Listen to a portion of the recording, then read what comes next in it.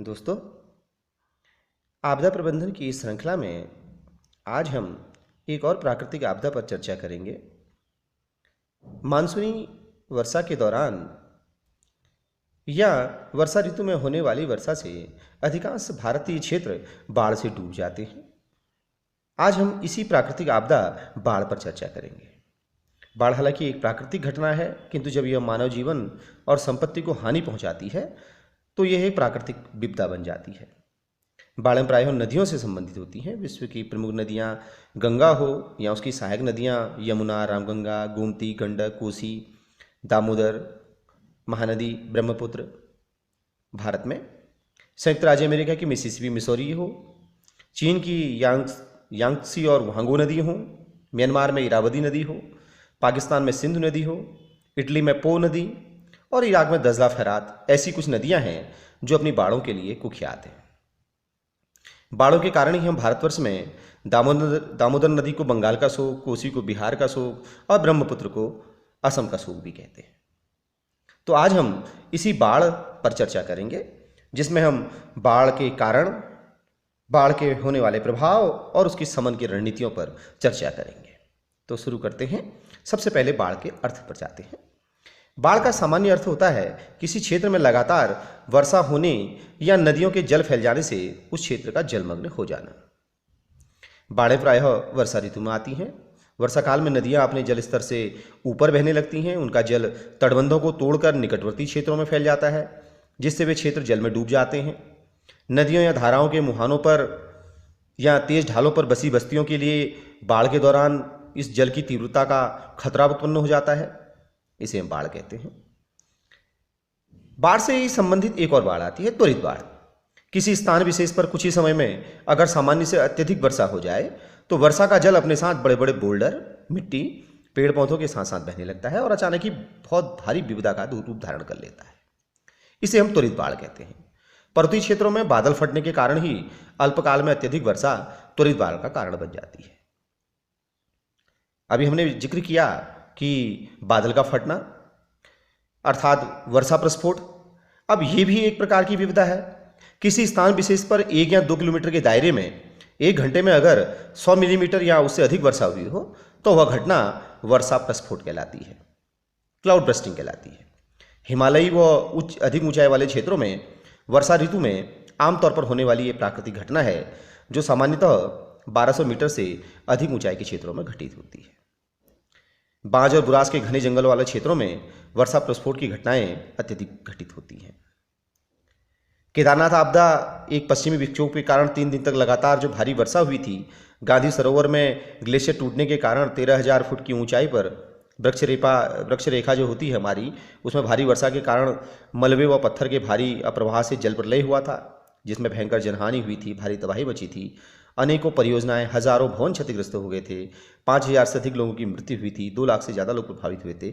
इन्हीं का एक प्रमुख कारण था।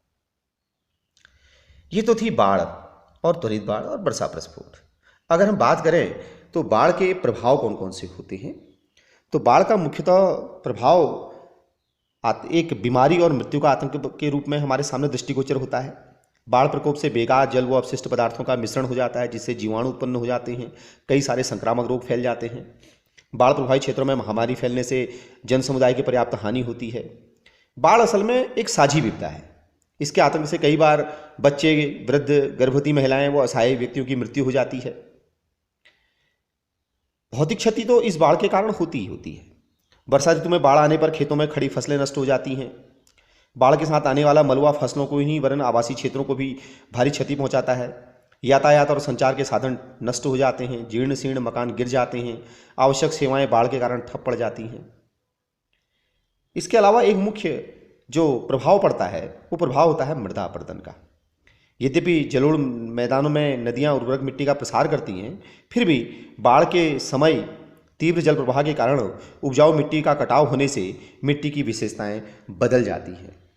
ऐसी विशेषकर बाढ़ में बह चुकी अपघटित न होने वाली वस्तुओं के कारण होता है।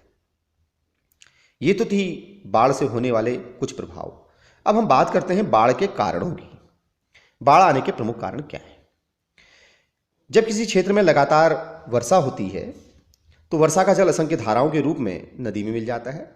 इससे नदी का आयतन बढ़ जाता है और उसके तटबंधों में समा नहीं पाता है। नदियां अपने जल स्तर के ऊपर तटबंधों को काट कर बहने लगती हैं।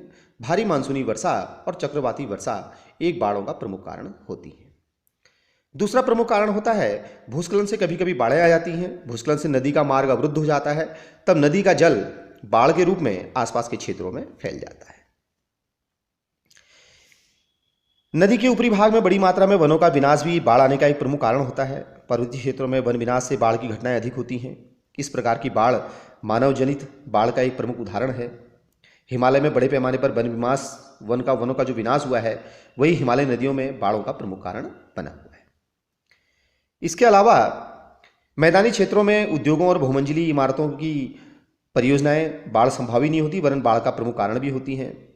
इसका कारण है कि पक्की सड़कें, नालियां, निर्मित क्षेत्र, पार्किंग, इस सारे कंस्ट्रक्शंस या इस प्रकार की संरचनाओं के कारण जल रिसकर सतह के नीचे नहीं जा पाता है और यही एक बाढ़ का प्रमुख कारण बन जाता है। बाढ़ के बहुत सारे कारण होने वाले नुकसानों पर हमने चर्चा की।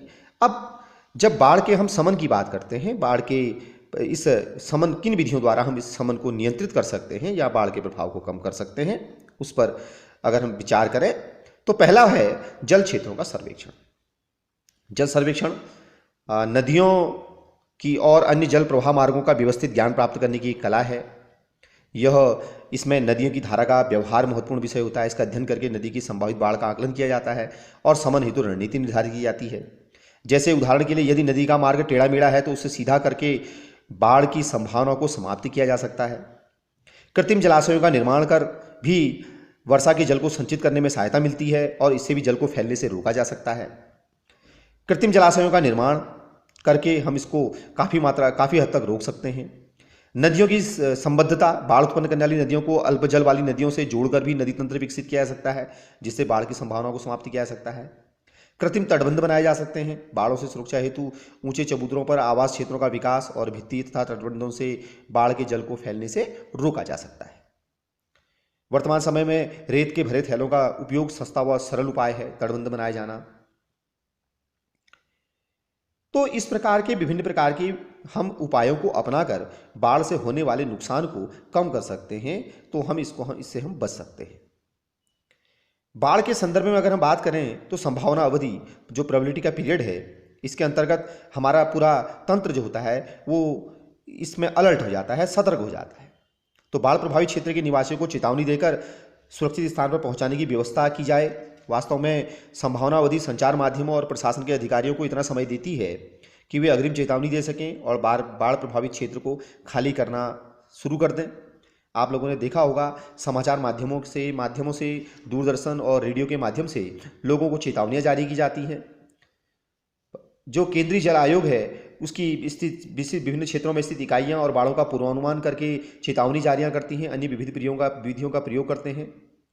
इसको संचार माध्यमों और अधिकारियों द्वारा समय समय पर जारी पूर्वानुमानों के माध्यम से काफ़ी हद तक आज हम इससे होने वाले नुकसान को कम कर पाए हैं।